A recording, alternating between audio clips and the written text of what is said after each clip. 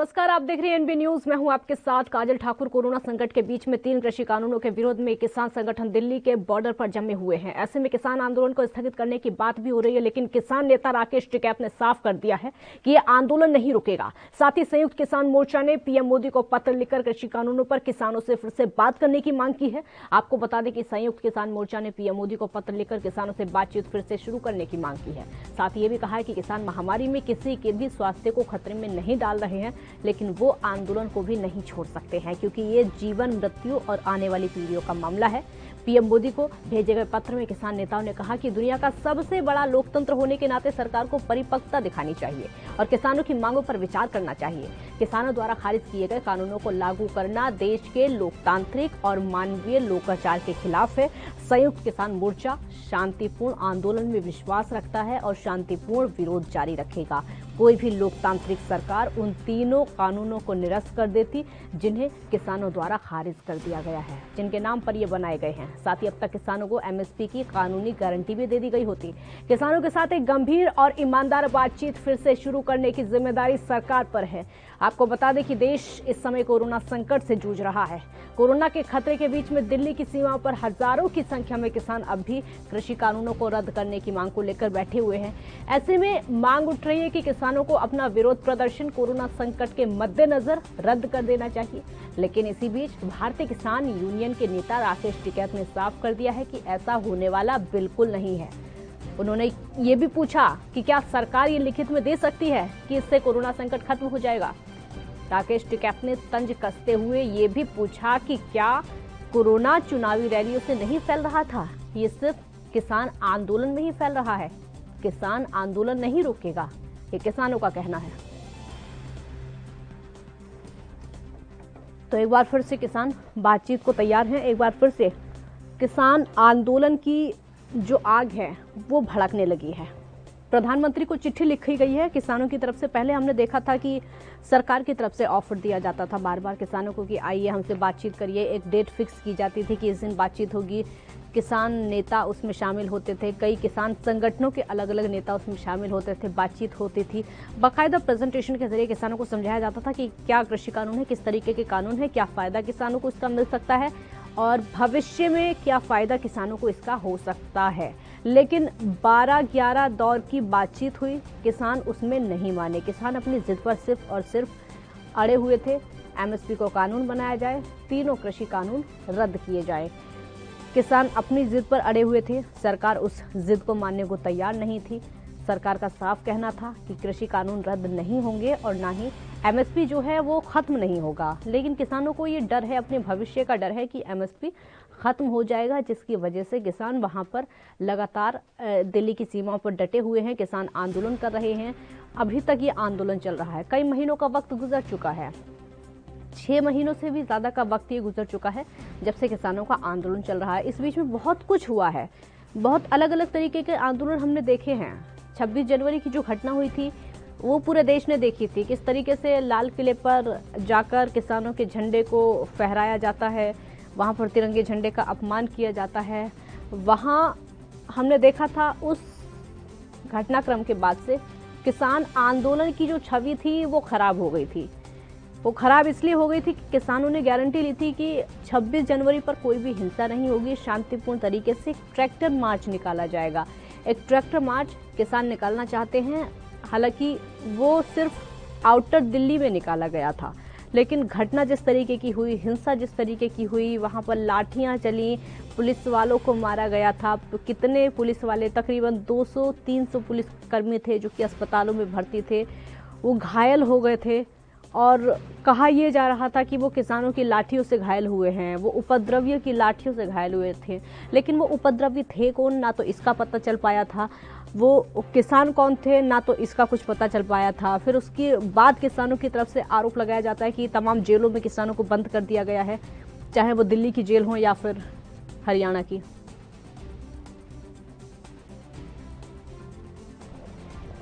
रैलियों को लेकर किसान लगातार सवाल उठा रहे हैं, क्योंकि पश्चिम बंगाल में इलेक्शन हुए हैं। इसी बीच में कोरोना काल तो तभी भी चल रहा था, रैलियां लगातार हो रही थी, प्रधानमंत्री खुद वहां पर पहुंचते थे, कई कैबिनेट मंत्री खुद वहां पर पहुंचते थे, लाखों हजारों लोगों को इकट्ठा किया जाता था। वहां कोरोना की कोई फिक्र नहीं दिखाई गई, वहां कोरोना नहीं फैला, वहां ना मास्क दिखाई देता था, ना सोशल डिस्टेंसिंग दिखाई देती थी। जिस तरीके से भीड़ जमकर पहुंचती थी कैबिनेट मंत्रियों की रैलियों में, प्रधानमंत्री की रैलियों में, प्रधानमंत्री खुद वहां पर कहते थे कि ये इतनी सारी भीड़ का उत्साह देखकर मुझे लगता है कि यहाँ पर सरकार बनने वाली है।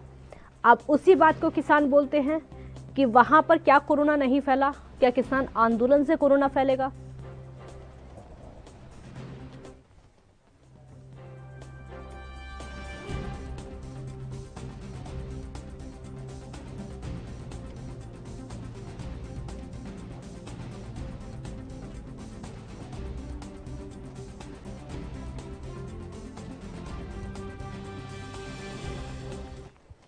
इस मुद्दे पर चर्चा करने के लिए हमारे साथ डंपी पहलवान किसान नेता जुड़ चुके हैं। बहुत स्वागत है डंपी पहलवान जी। राहुल आनंद बीजेपी का पक्ष रखेंगे। राहुल आनंद जी, आपका भी बहुत बहुत स्वागत है। डंपी पहलवान जी, पहला सवाल मेरा आपसे ही होगा, क्योंकि किसानों ने अब चिट्ठी लिखी है सरकार को, प्रधानमंत्री को चिट्ठी लिखी गई है। क्या किसान दोबारा से बातचीत करना चाहते हैं सरकार से? किस तरीके की बातचीत करना चाहते हैं? क्योंकि पहले हम देख चुके हैं 11-12 दौर की बातचीत हुई, किसान उसमें नहीं माने, कोई भी ऑफर सरकार का नहीं स्वीकार किया। अब क्या चाहते हैं?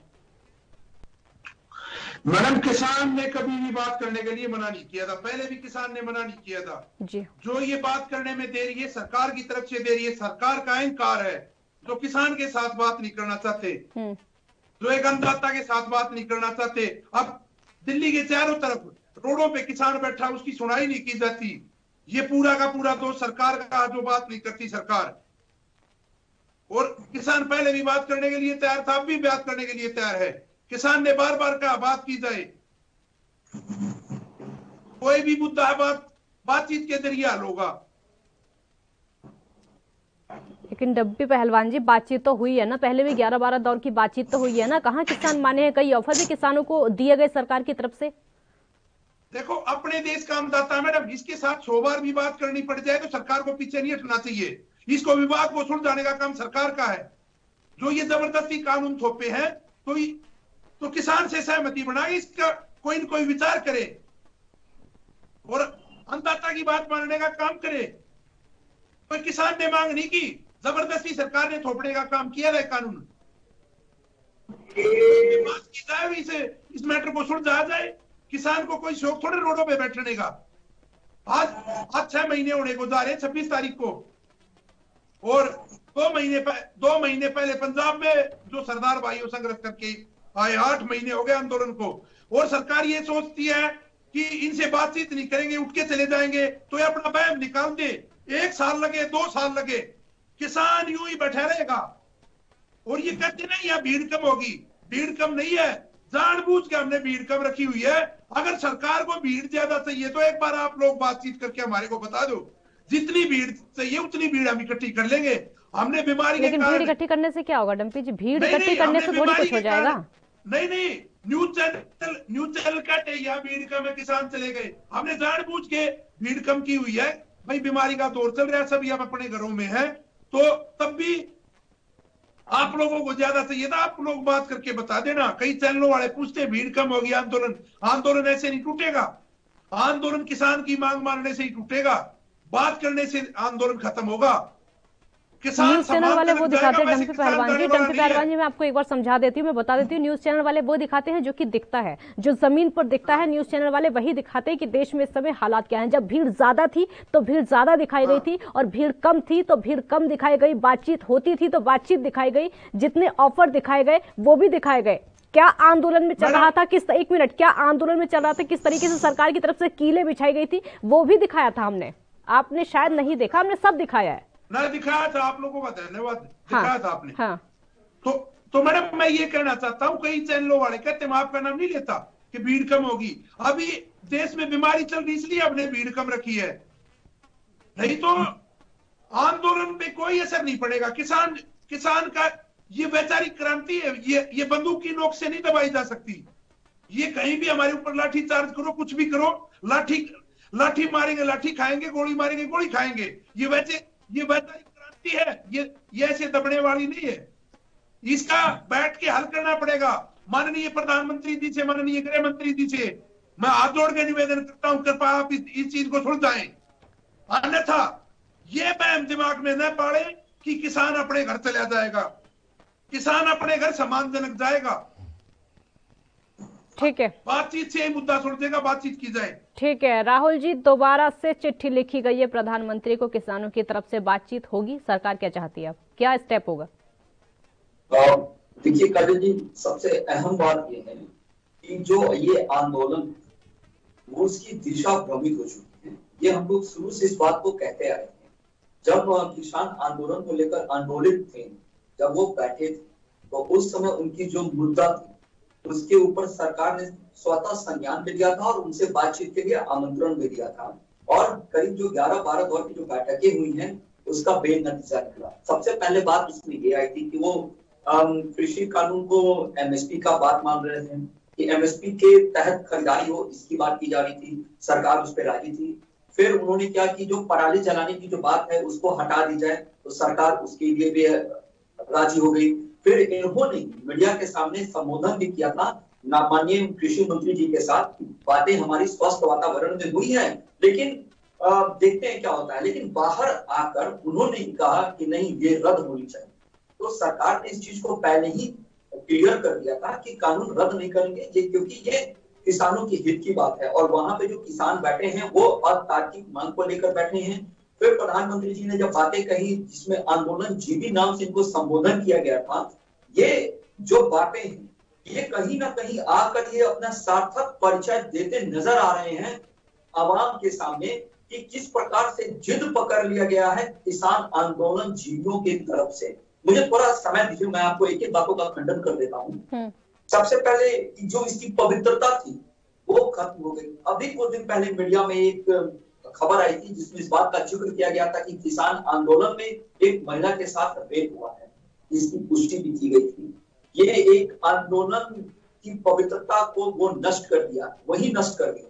दूसरी बात अगर कर ले, हम लोग डाटा की बात कर लेते हैं, तो अभी जो सरकार ने जो डाटा जारी किया है, ये मैं 20-21 का डाटा आपको बता रहा हूं, जिसमें अप्रैल मार्च में 389.93 लाख मैट्रिक टन गेहूं की खरीदारी की गई है, जिसमें 43.36 लाख किसानों को फायदा हुआ है। जब किसान हमारे आंदोलन पे बैठे थे तो अक्टूबर और सितंबर के आगे की अगर आंकड़े की बात की जाए धान को लेकर, तो 693.05 लाख टन मैट्रिक टन की खरीदारी की गई है।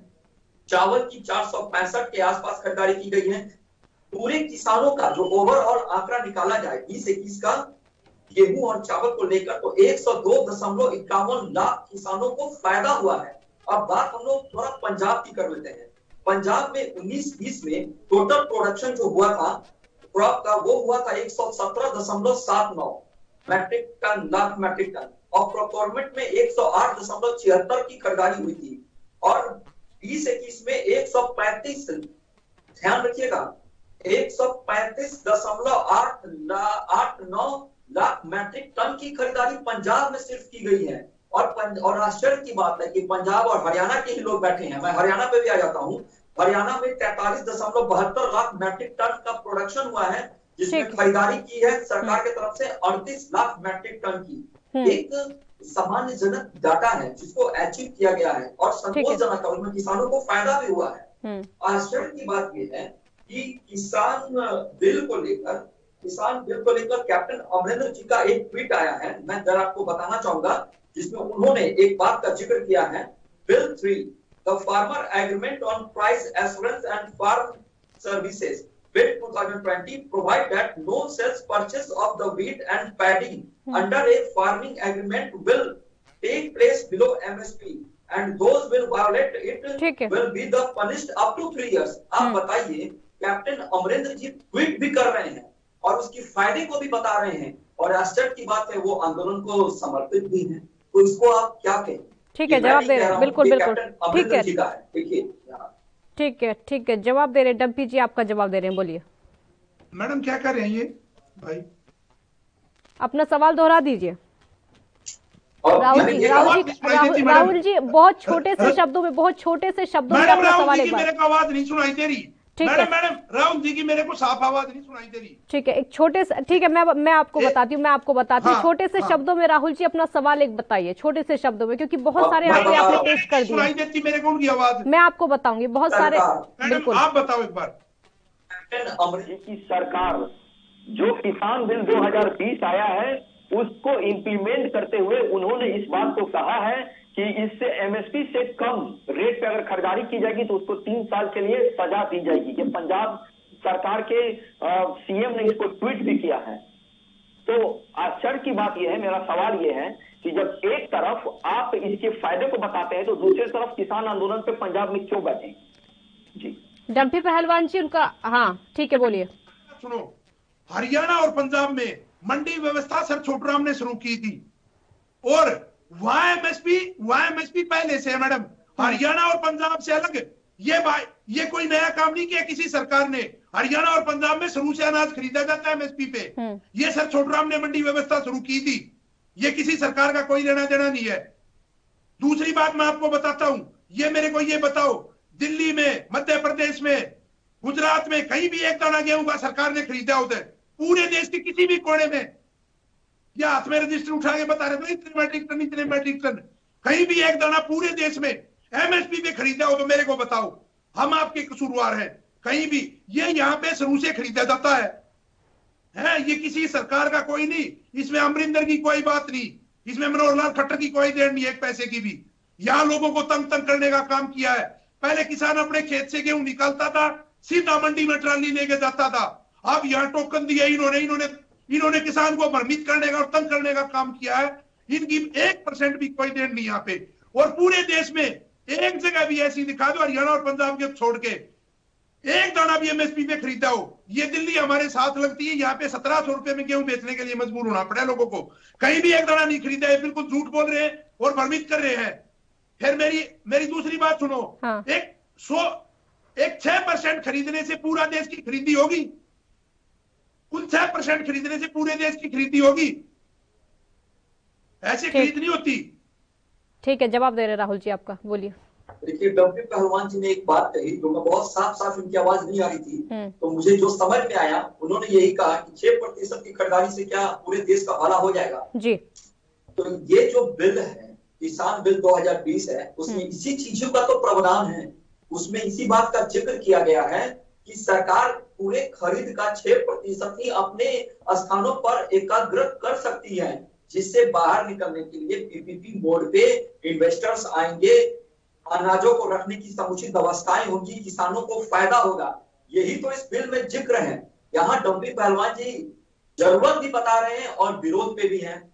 इन्होंने एक चीज कही कि हरियाणा को लेकर, तो मैं हरियाणा पे भी बता देता हूं कि हरियाणा में अभी का जो लक्ष्य रखा गया है 13.20 गेहूं खरीदारी का लक्ष्य है, जिसमें 1500 क्रय केंद्रों की व्यवस्था की गई है। और नया चीज इसमें क्या है मैं ये बता देता हूँ। नहीं ठीक है राहुल जी, नहीं जो आप चीजें बता रहे हैं ये सब तो ना, ये सब पहले भी होती थी जब किसानों और सरकार की बात होती थी, बाकायदा प्रेजेंटेशन वहां पर पेश की जाती थी, तो किसान बिल की खूबियां तो वहां पर भी बताई जाती थी। अब सवाल यह है कि जब किसान नहीं मानने को तैयार हैं, वो इससे संतुष्ट नहीं है, नहीं चाहते हैं, तो फिर क्या फायदा इस चीज का? ये खूबियां तो तमाम खूबियां सरकार लगातार बता ही रही है पिछले 6 महीनों से। देखिए काजल जी, जो आपने बात कही है कि किसान मानने को तैयार नहीं है, तो मैं आपको दोबारा अपनी बातों को रिपीट करना चाहूंगा कि वहाँ चंद लोग बैठे हैं जो किसान का रूप में धारण कर बैठे हैं। पूरे देश की अगर बात की जाए तो आप देखिए हर जगह इस बिल का सदुपयोग किया जा रहा है और उससे लोग फायदे भी ले रहे हैं। आपको मैंने महाराष्ट्र के बारे में बताया था कि महाराष्ट्र में इसके ऊपर डीएम ने संज्ञान लेकर इसके ऊपर कार्रवाई भी की गई थी और कांग्रेस के लोग भी इसका फायदा उठाए। ठीक है डंपी जी जवाब देंगे, लेकिन उससे पहले मेरा आपसे एक और सवाल है, क्या अगर इतने सारी खूबियां आप बता रहे तो जो किसान सीमा पर बैठे उनकी सुनी नहीं जाएगी क्या? देखिए, उनकी अगर तार्किक बातें हैं, जो किसान हित की बात है उसको बिल्कुल सुनी जाएगी। आपने देखा होगा कि अभी 2 दिन पहले सरकार ने डीएपी को लेकर 1200 रुपए का जो प्रावधान किया है, जो दे दिया है, तो ये किसको फायदा होगा? ये किसानों को तो फायदा है। और चलिए ठीक है, डंपी जी कुछ कहना चाह रहे, बोलिए। मैडम, इसमें कितना बड़ा झूठ है। अभी भाई ने डीएपी का नाम लिया ना, ये इतना बड़ा फरेब है, मैं आपको समझाता हूं। डीएपी खाद का कट्टा 1200 रुपए का था। इन्होंने एक ऐसा ड्रामा किया, इन्होंने रेट बढ़ाया 1900 रुपए, 700 रुपए बढ़ा दिया। फिर इन्होंने क्या किया, पहले भी उस पर 1200 रुपए सब्सिडी थी शुरू से, इन्होंने उसमें से 700 रुपए सब्सिडी घटाया, 700 रुपए रेट बढ़ा दिया। फिर अभी इन्होंने क्या ड्रामा किया है, इन्होंने ये लिख रखा है हमने 1200 रुपए सब्सिडी दी, जो कभी से है। तब बीजेपी सरकार आई तो 800 कुछ रुपए का ही कट्टा आता था डीएपी का। अभी इन्होंने महीना पहले इसको इन्होंने 1900 रुपए का किया, आज वापिस 1200 रुपए का करके पूरे देश में डंडोरा पीट रहे हैं। इतनी बड़ी झूठ, पूरे देश में डंडोरा पीट रहे हैं। 1200 रुपए सब्सिडी दी डीएपी पे। ये जो लोग खेती नहीं करते उनको बहकाना चाहते हैं, उनको फंसाना चाहते हैं। ये एक बहुत बड़े षड्यंत्रकारी है, बहुत बड़ा ड्रामा कर रहे हैं कि हमने 1200 रुपए कटाए। मैं सभी लोगों को जो खेती नहीं करते उनको बताना चाहता हूं, ये कट्टा डीएपी सरकार आई जब 800 कुछ रुपए का था, तो इन्होंने 1900 रुपए का भी किया था कुछ दिन पहले, और अब ये इसमें से वापिस इसको घटा गए। ये दिखाना चाहते हैं कि बीजेपी सरकार ने कर दिया। ये तो कभी से हवाई, ये तो आप मुंह से निकालोगे तो आप इसमें धोखेबाज कहलाओगे, अच्छा नहीं लगेगा। इस बात को ऐसे ही बताओ, इतने का था वापिस हमने रेट वहीं की वहीं रोके, अब जो अभी बढ़ा था 700 रुपए। ठीक है, झूठ मत बोलो। जवाब दीजिए राहुल जी। क्यों आप ये बताओ, जिस दिन आप लोगों की सरकार आई उस दिन क्या रेट था डीएपी का, ये समझाओ, लोगों को भ्रम में मत डालो। नहीं, पहले आपने ये बताना पड़ेगा जिस दिन बीजेपी की सरकार आई उस दिन इसका क्या रेट था। बातों को रखता हूं। ठीक है, बोलिए। आपके साथ जो किसान आंदोलन में जो सहयोगी थे, इन्होंने 5 किलो इसमें वेट भी घटा रखा है, वो भी पूछना। वो ट्विटर पे इन दिनों बहुत एक्टिव रहते हैं। मैंने ट्विटर पे उनसे 3-4 सवाल किया है, आज तक उनका जवाब नहीं दिया है। सरकार के खिलाफ उनकी ट्वीटें जरूर आती हैं, लेकिन अगर उनसे कोई सवाल किया जाता है तो उससे उनका कोई उत्तर नहीं आता है। और दूसरी बात मैं बता देता हूं कि जो बातें आपने अभी बताई हैं, आपने स्वयं भी उसके ऊपर होमवर्क नहीं किया कि जो डाटा मैंने दिया और जो सरकार ने बताई वो गूगल पे उपलब्ध है। आज के हमारे किसान सशक्त हैं। हमारे किसान भाई ट्विटर, फेसबुक, इंस्टाग्राम जरूर यूज करें, लेकिन हमारे किसान भाई इस बिल का फायदा कभी ना लें। ये आपका सोच है, लेकिन हमारा सोच है कि अगर आधुनिकीकरण अगर होता रहा है, किसानों का भी आधुनिकीकरण होना चाहिए। उनको फायदा है क्योंकि वो हमारे देश के सबसे पहले आते हैं, क्योंकि वो हमें अनाज देते हैं। मैं खुद किसानों से जुड़ा हूं और मैं खुद किसानी भी करता हूं, इसलिए मैं अपनी बातों को प्रमुखता के साथ आपके सामने उपस्थित कर रहा हूं। दूसरी बात यह है कि जो एमएसपी को लेकर जो बार बार बहसें चलती है, तो चलो आप मेरी बातों को ना मानो, लेकिन आप स्वयं आते हैं, जिस राज्य से आते हैं उस राज्य में आप खरीद का एक आंकड़ा तो मांग लीजिए आरटीआई के तहत। आप पढ़े लिखे हैं, बुद्धिजीवी हैं, उससे भी आपको पता चल जाएगा कि किन किन और कितने लोगों को फायदा हुआ है। ये खुलकर आ जाएगा सामने। सरकार ने इसका प्रावधान लाया, एक अच्छी बात है। और रही बात उपज को लेकर, तो एमएसपी पे ही अभी गेहूं का जो 1975 का जो रेट तय किया गया है, तो मेरा बस एक ही सवाल का जवाब दीजिए आप कि पंजाब सरकार ने इसके बारे में ट्वीट क्यों किया और उसको लागू क्यों किया कि अगर इससे नीचे में अगर खरीदारी की जाएगी तो मैं उसको अरेस्ट करूंगा, वो भी 3 साल के लिए। इसका क्या जवाब होना चाहिए, आप मुझे बताइए, इसका उत्तर दीजिए आप कि क्यों उन्होंने किया।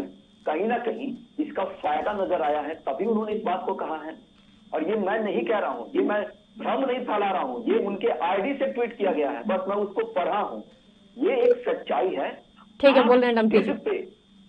आप जिनको लेकर बैठे हैं, इसलिए सरकार से अब तक आपकी कोई वार्ता नहीं हो पा रही है। आप उनके पास जाइए, अपने महत्वपूर्ण सुझाव दीजिए, देखिए कैसे नई सफलता हासिल होगी, लेकिन वो तर्क होना चाहिए उसमें। बिल को रद्द करने का जिद लेकर जाइएगा तो सरकार ने इसको पहले ही क्लियर किया है कि ऐसी कोई कार्य हम नहीं करने जा रहे हैं। अगर आप जी बोलिए डम्पी जी। मैडम मैं ये बताऊंगा, ये कह रहे हैं ना, ये भाई अब भी भ्रम में फैला रहे हैं। हाँ। ये कह रहे इस कानून से फायदा होगा, इसका लाभ लो। मध्य प्रदेश में श्योपुर जिले में 60 लाख के आलू खरीद गए व्यापारी फरार, 250 करोड़ के धान खरीद गए व्यापारी फरार, इसी कानून के तहत। मेरी और बात सुनिए मैडम, अभी अंबानी ना, ये क्या नाम, अडानी ने जो ये इस पे अपने कश्मीर में सेब खरीदा, तो वहां पे स्टार्टिंग में इन्होंने जो और व्यापारी बैठे थे वहां मंडी थी, उसे 3 रुपए कम रेट पे खरीदा। तब वहां 21 रुपए का रेट था, इन्होंने 17 रुपए खरीदने का काम किया। अभी वहां लगातार सभी व्यापारी वहां अपने घर बैठ गए, तो अब यह वहां मनमानी लूट चला रहे हैं, वहां डाली की मनमानी लूट चली हुई है। तो ये इनका सारा जो सिस्टम है, ये मंडी व्यवस्था खत्म करने का इनका सिस्टम है मैडम। और ये कह रहे थे हम 2022 में आय दुगनी कर देंगे। अभी 6 महीने बाकी हैं, अभी तक तो इन्होंने किसान को नीचे ले जाने का काम किया। क्या ये लास्ट 30 दिसंबर को आय दुगनी करेंगे? इनसे पूछो न, इनका सिस्टम था, एजेंडा था कि हम 2022 में आय दुगनी करेंगे। मैडम अभी 6 महीने बच गए, 1-2 दिन में तो आय दुगनी हो नहीं सकती। अभी तक तो किसान को 1% भी फायदा नहीं पूछा, कब दुगनी होगी? मैनिफेस्टो का दावा है राहुल आनंद जी, अगर वादे किए जाते हैं तो उनको निभाया भी जाता है, सरकार की तरफ से होना चाहिए। हमने जो ये मेरे भाई कोई कापी को बंद करो, किससे पूछ के आए हैं? आज उसी की भाजपा के लोगों का विश्वास और भरोसा कायम। हाँ। और मैनिफेस्टो में हमने इस बात को कहा था कि किसान के हित में जो भी कार्य होंगे उसको सरकार करेगी। आप अगर पंजाब की बात छोड़ दो, हरियाणा की बात छोड़ दो और उत्तर प्रदेश का पश्चिमी इलाकों को छोड़ दो, उसके अलावा भी अन्य ऐसे प्रदेश हैं जहां गैर भाजपा की सरकार है, वहां तो इस आंदोलन का कहीं कोई वर्चस्व नजर नहीं आ रहा है। खुद राकेश टिकैत जी भी गए थे प्रचार करने के लिए, लेकिन इनकी सभा खाली नजर आती थी और लोग कहां से जाते थे? केवल पगड़ी बांधे लोग रहते थे, वहां के स्थानीय लोगों की संख्या नहीं होती। ये भी एक सच्चाई है। और डम्पी जी से जो सवाल मैंने किया, हरियाणा के लोग भी हैं उसमें, पंजाब के भी हैं तो हरियाणा के लोग भी हैं, कई राज्यों के हैं। ये तो मैं बता रहा हूँ, मैं वही कह रहा हूँ कि पंजाब, हरियाणा और उत्तर प्रदेश का पश्चिमी भाग छोड़ दिया जाए, उसके अलावा आप बिहार देख लीजिए, वेस्ट बंगाल देख लीजिए, राजस्थान देख लीजिए और अन्य प्रदेशों को देख लीजिए, अरुणाचल देख लीजिए, वहां पे भी किसान हैं, लेकिन वहां पे इस प्रकार की व्यवस्थाएं नहीं दिख रही है। केरल देख लीजिए, ठीक है, वहां पे भी लोग आंदोलन पे नहीं है। लेकिन ये जो इनसे जो मैंने सवाल किया था उसके जवाब से ये बच रहे थे। खैर चलो, सच्चाई क्या है ये सब लोग जानते हैं, लेकिन ये आंदोलन के नाम पर अपनी राजनीतिक क्षमता को चमकाने का प्रयास कर रहे हैं, यही इनकी उपज है। लेकिन किसान आंदोलन का लाभ क्या है ये मैं इनको बता देता हूं कि कहीं भी अनाज बेच सकते हैं, तो इसमें किसानों को कहां नुकसान होगा? 3 दिनों के अंदर भुगतान का प्रावधान दिया गया है। आश्चर्य की बात यह है कि इसी का विरोध करने के लिए बैठे हैं। लाइसेंस की जरूरत नहीं होगी, आप आधार और पैन के माध्यम से खूबियां राहुल जी खूबियां उनको पता है। ठीक है राहुल जी खूबियां उनको ऑलरेडी पता है, खूबियां बहुत सारी पता है। बिल्कुल डम्पी जी, मेरा लास्ट सवाल पूछिए, सुनिए आप, क्योंकि समय की कमी है।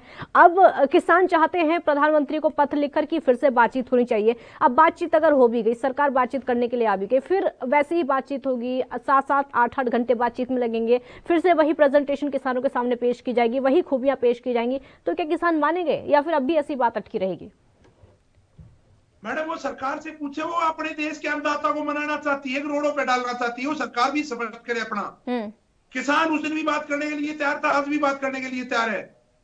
सरकार को भी सोचना पड़ेगा, अपने देश का अन्नदाता जो रोडों पे बैठा है। सरकार तो कहती है कि हम तो बातचीत के लिए तैयार हैं, सरकार तो कहती है कि हम बातचीत के लिए तैयार है, हमेशा ऑफर देते हैं बातचीत का। किसान मानने को तैयार नहीं होते, किसान झुकने को तैयार नहीं होते। बिल्कुल ये भरम है, झूठ है। हाँ, मैं आपको बात बताऊं, किसान के पास तब ऑफर आया, तभी किसान ने जाने का काम किया है। चलिए ठीक है, समय की कमी, बिल्कुल समय की कमी है। बहुत शुक्रिया आप दोनों का हमारे साथ जुड़ने के लिए। तो किसानों ने एक बार फिर से प्रधानमंत्री को चिट्ठी लिखी है, जिसमें साफ तौर पर लिखा गया है कि किसान चाहते हैं एक बार फिर से उनके साथ बातचीत हो, एक बार फिर से सकारात्मक बातचीत हो।